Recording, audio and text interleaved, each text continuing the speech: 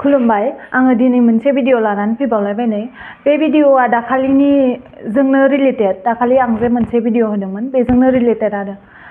आङो दाखालि भिडिअ होनायाव गोबां मानसि आंखौ सापर्ट खालामदों गोबां मानसिनिफ्राय आङो पजिटिभ कमेन्टफोरखौ मोननो हादों आरो खायसे ओरैबायदि लेथ्रा मानसिफोर दङ लेथ्रा कमेन्ट हरदों आरो आं बेबायदि कमेन्टखौ माब्लाबाबो मोनफेराखैमोन नै दाखालिनि भिडिअआवसो आं मोननो हादों ओरैबायदि अगियान माने कमेन्टखौबो नोंथांमोननो आङो फरायनो हायो ओरैबायदि लेथ्रा कमेन्ट बेबायदि मानसिबो थायो बेफोरो जोंनि बर' नंगौना नङा ट्राइबेल नंगौना नङा डाउटसो जायो आं बेफोरबायदि मानसिखौहाय दाखालि थांनाय 29 तारिखखालि बिटिसि सेक्रेटारियेट अफिसाव जिथु जाथाय जालांबाय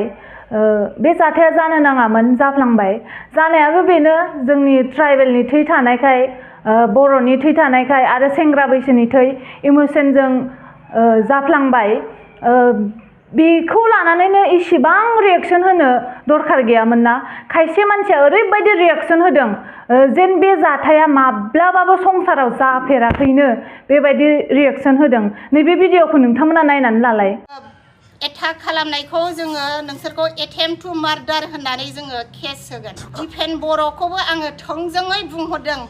बिथाङा नोङो पलिटिक्सआव ओंखारनोबा सोरां बारां ओंखार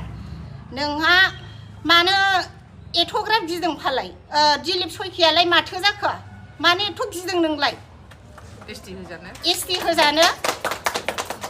नै बिसोरो हयथ' BPF आइजो गांखंनि मानसिफोर खोमा बिसोरो ओरैबायदि परिचय लादों जे गावसोरल' बिमा माहारि दाखालिनि जाथाय जानायावलायनो बिमा माहारियानो दुखु मोनजोब्बाय जोंबोथ' बिमा माहारिना जोंथ' दुखु मोनाखै दाखालिनि जिथु जाथाय जालांनाय बेयाव सियार टेबोल दरजाफोरल'सो बायदों बेखौनो मा प्रमद बर'खौ बुंलाय दिपेन बर'खौ बुंलाय राजु नार्जारिखौ बुंलाय पलिटिक्सनि कालार फुनलाबाय थादों बे समा पलिटिक्सनि बैखौ फुनलाबाय थानायनि सम नङा बेखौलाय नोङो थाखा फैसाजोंनो बनायफिननो हागोन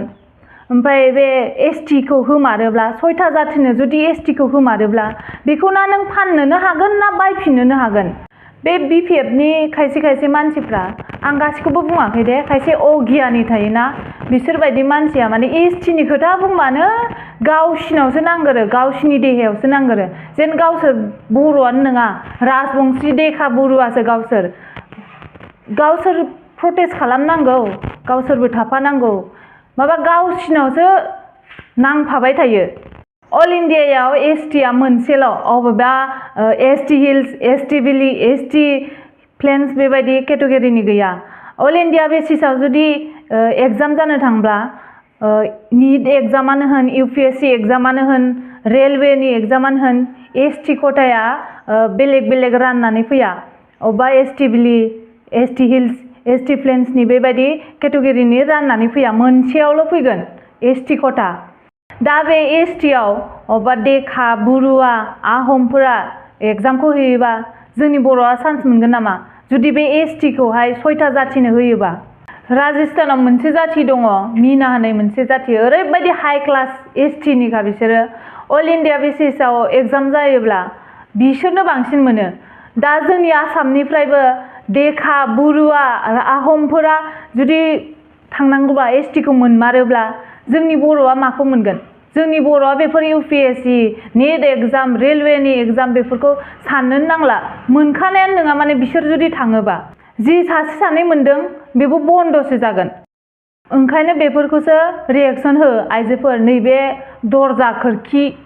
अबेबा माबा बायनाय बेफोरखौ पलिटिक्स खालामबाय थानो नाङा बे समा गावजों गाव पलिटिक्सनि कालार फुनलायबाय थानायनि सम नङा नैबे खैफोदनि समाव जों बयबो खौसेयै प्रटेस्ट खालामनि फै जों जमायैनो बे खैफोदखौ सौसिलांनि आङो दिनैनि भिडिअखौ बेखिनियावनो दोनथ'बाय जय बर' हारिनि